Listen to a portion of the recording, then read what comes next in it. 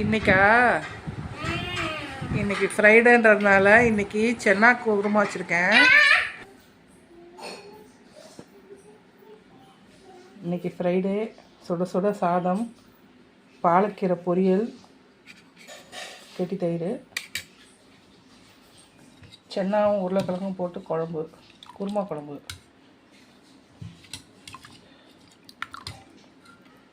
வத்தல்.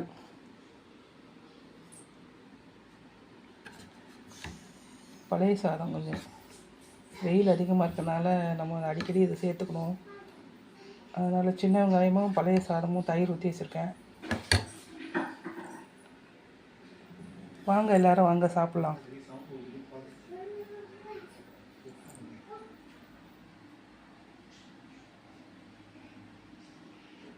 வீடியோ பிடிச்சிருந்தா லைக் பண்ணுங்கள்.